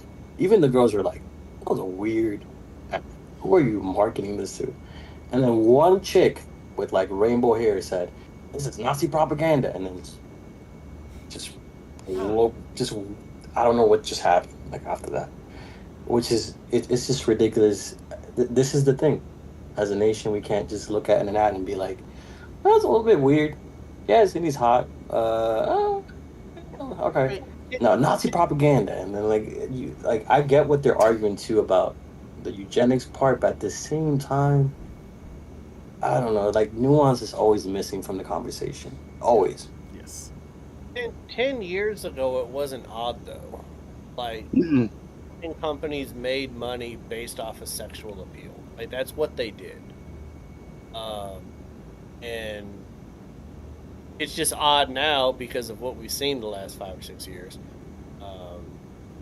But I mean, I'll take who's the big lady that went on Ozempic that said she was proud of her body? Lizzo. Who? Lizzo. Lizzo, yeah. I would much rather have Sydney Sweeney trying to sell my girl a pair of jeans Well, and me have to yes. watch that commercial with her, then having to watch Lizzo try to sell my girl a pair of jeans and me have to watch that commercial. I don't think that's rude. I just think that It's you know common what, sense. like, hey, like we you know, it's unhealthy. We're trying to normalize obesity in this country because we all just want to be fat, and it's not okay. It Like, made all the frustration the made the ad more popular, and it made their stock price go up. There you go. Yeah. So Well, they're completely And I appreciate that. Yeah. I appreciate And if we could keep on doing it, I'd appreciate it even more. I didn't even know this existed until just now, and I'm only seeing the photos, still images, and I don't see what the issue is. But I guess there's an actual video, like the actual commercial, which I have not seen. But I can't They said that imagine. Sydney's jeans. Yeah, I can't imagine that it. I feel like people just want stuff to complain about, even when it doesn't pertain to them at all. Well, that was that was not related to sports. I know, not sports related, but it's been the one thing grinding my gears for 2 days. I had to say it. Sick of it. I apologize. Not sports related. I could have done that. I could have talked about the green dildo on the WNBA court, but I already did that. So let's go. Hey, I like Sydney Sweeney in Immaculate. I haven't really seen her in anything else, but I liked her in that. Anyway, who wants to go next? I guess I can go next because mine is kind of by nature related to this. So shit.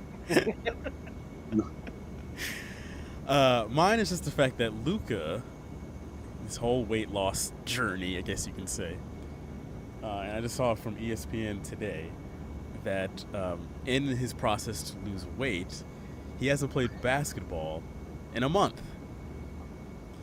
Now, if I am a Los Angeles Lakers fan, I don't want to hear that you decided to stop playing basketball for an entire month. Now, I understand he's one of the best players on this planet right now, and that him stepping away from the game for a month probably isn't going to make that much of a difference. But if I'm a basketball fan, I'm a fan of the Lakers, I would rather you say I doubled my basketball regimen the past 30 days rather than I took the month off to try and go lose weight. Because I don't give a shit about his weight. If I'm like, he's done all of this at his current weight, or his previous weight, and he's that good. So I feel like him playing less basketball, how is that going to make him a better basketball player in the long run? When this now 2.0 Luka is going to be hitting the floor. Two things for that real quick. Is it him losing the weight could help?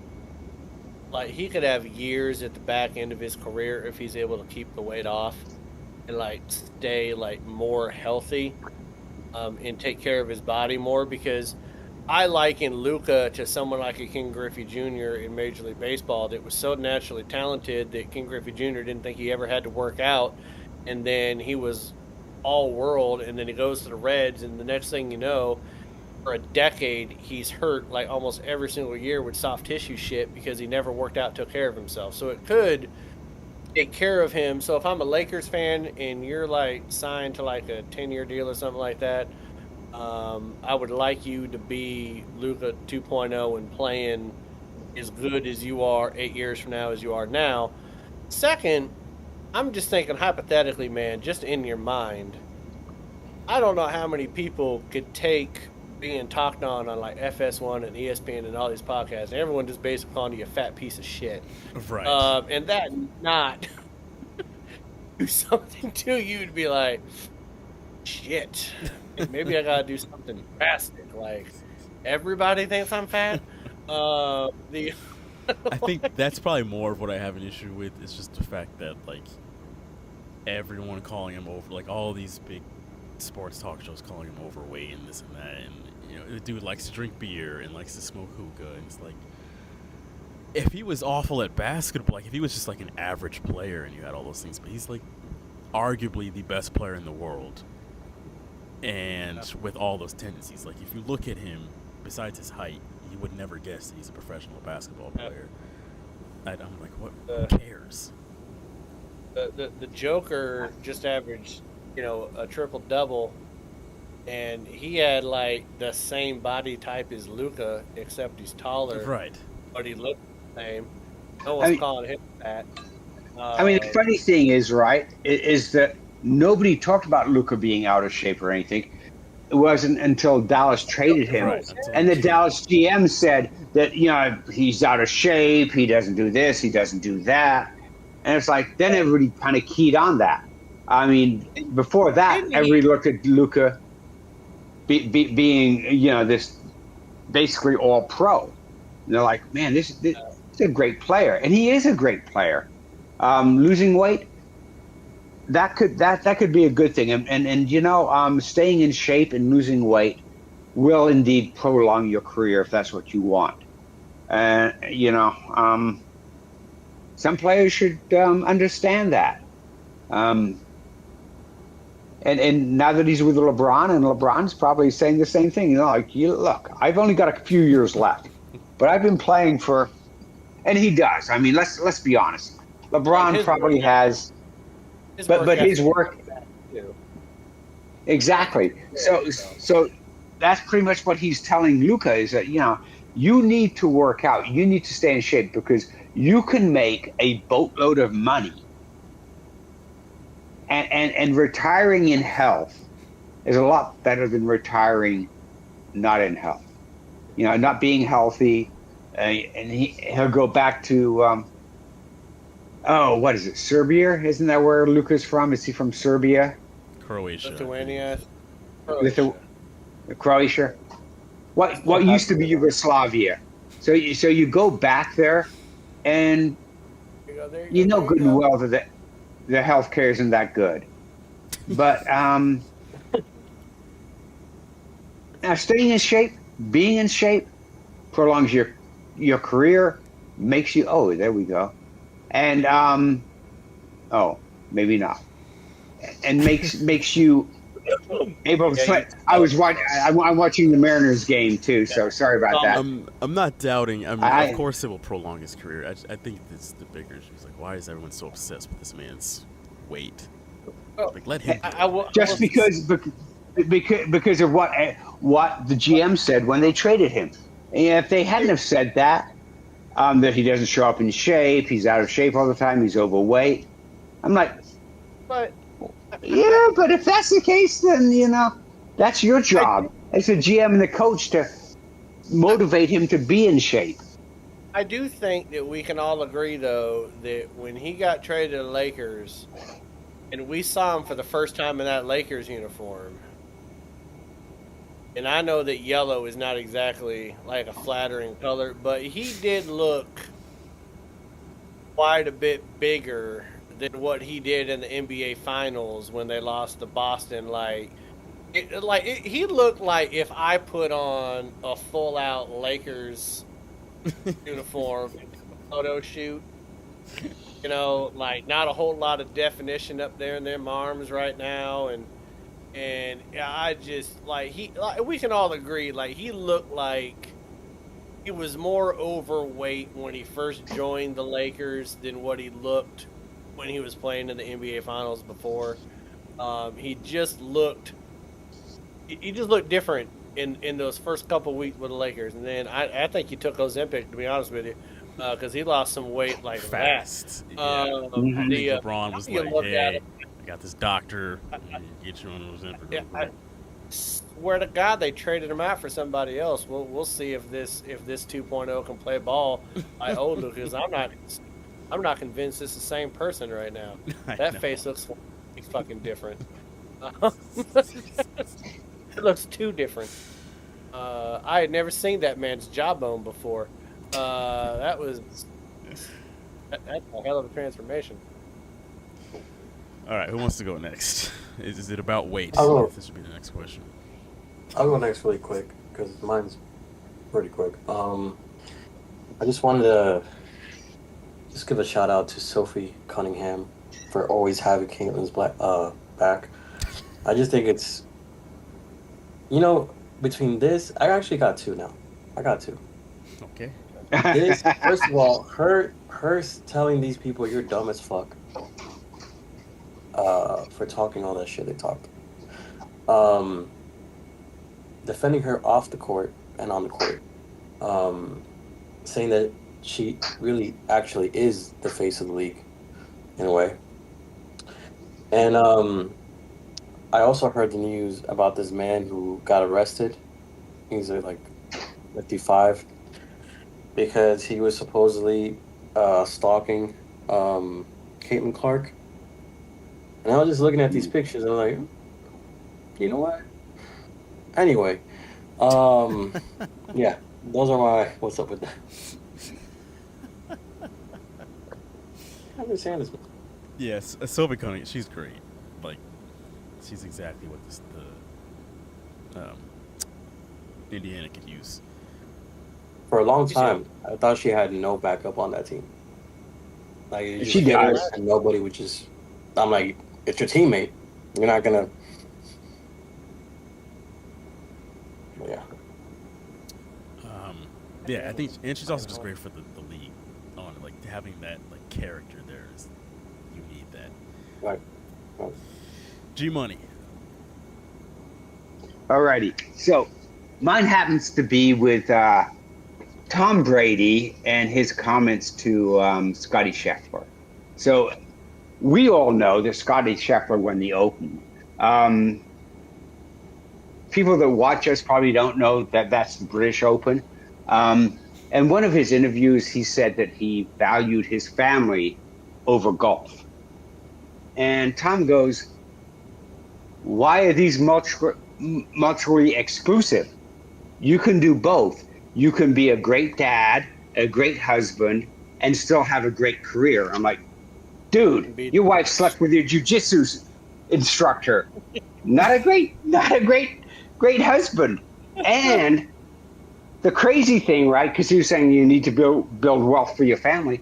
When you left New England, you and Giesel's net worth was over $600 million. We're not talking generational wealth. We're talking 2 generations worth of wealth. You did not have to go down to Tampa and play.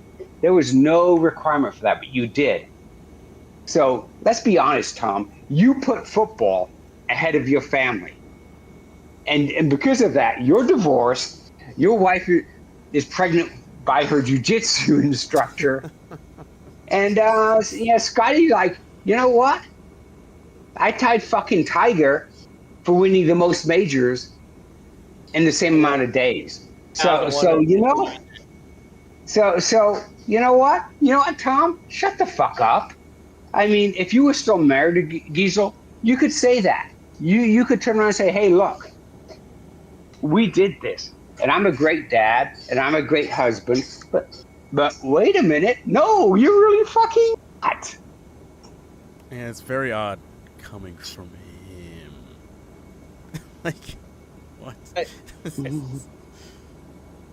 I do think that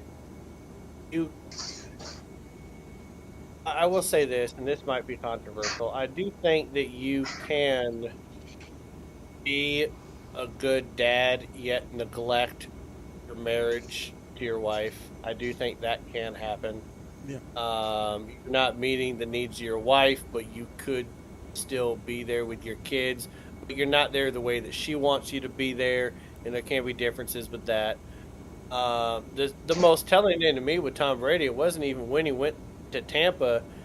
It was that after winning the Super Bowl, I think that there was probably some sort of agreement with him and Giselle that he was going to retire, and he went back. And that last year that he had with Tampa, man, remember he left training camp, like tried to save his marriage, and at some point he was like, "Fuck it, it's done," and went back and played another year in the NFL.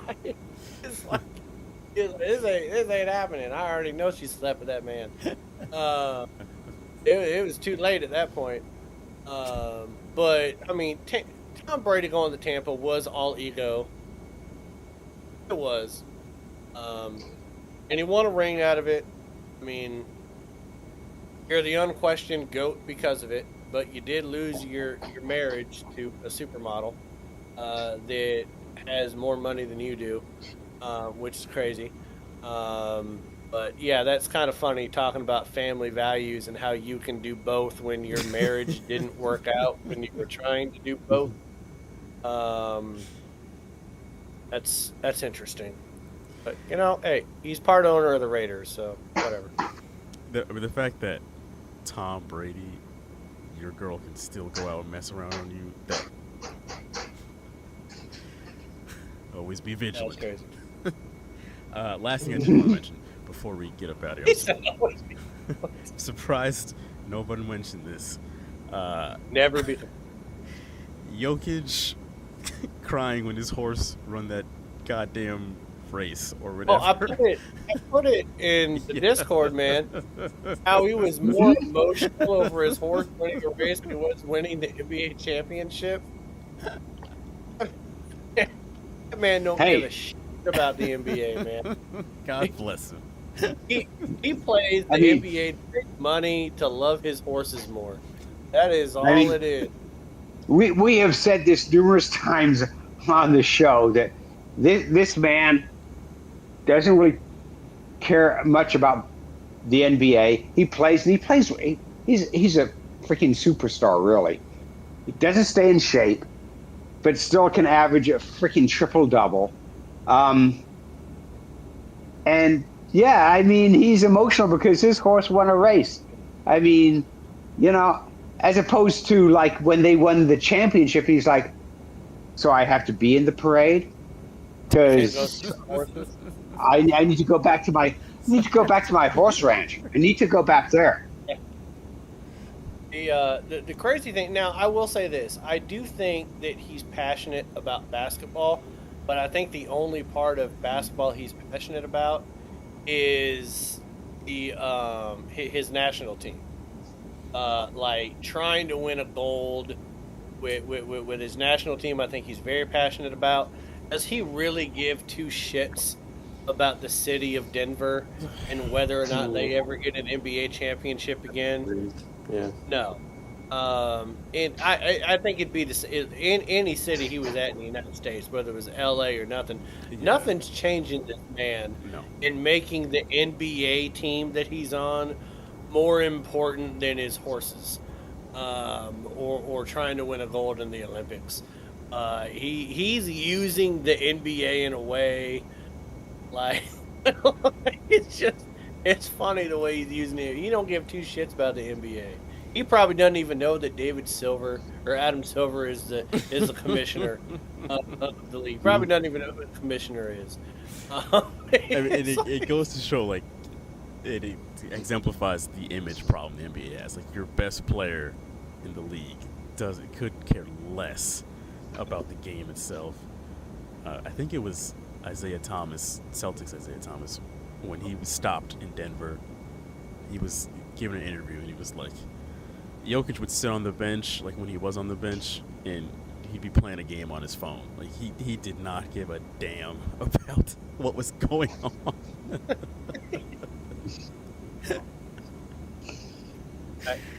I do have one more what's up with that I just think is funny, and then we can get out of here. Is that the great Ichiro Suzuki got inducted into the Baseball Hall of Fame. Now we're talking about a man that started his career in Major League Baseball at 27 or 28. I think he was 27. And he still got 3,000 hits. He was in his 10th game as a pro in Major League Baseball. His batting average was .298. After his 10th game in Major League Baseball, his average never dipped below 300 again for the rest of his career, and he played for almost 20 years in Major League Baseball. He was phenomenal. He's an all-time great. I mean, if you put his hits in the Japanese baseball league and Major League Baseball, which if you're adding the Negro League, you might as well add Japanese Professional League too, in my opinion. He'd have more hits than Pete Rose. But in his Hall of Fame speech, he mentioned how the Miami Marlins contacted him about wanting to go play there, and he said in his Hall of Fame speech that before they contacted him, he didn't even know that the Miami Marlins were a team in Major League Baseball. He was like, I didn't even know they existed until they contacted me. He's like Googling them on the phone. He's like, who are you? What now? He's like, what? Like, is this Major League Baseball? I mean, I'm not. Yeah. And it could have just been a joke, but if you know Ichiro, just like someone, like the Joker, you could be so zoned in when you're in a foreign country playing a professional league that you don't know what the fuck is going on around you or what these other teams are or give a shit about them. And so I actually think there's a chance that he played in Major League Baseball from 2001 to 2015 and didn't realize that the Miami Marlins were a team in Major League Baseball.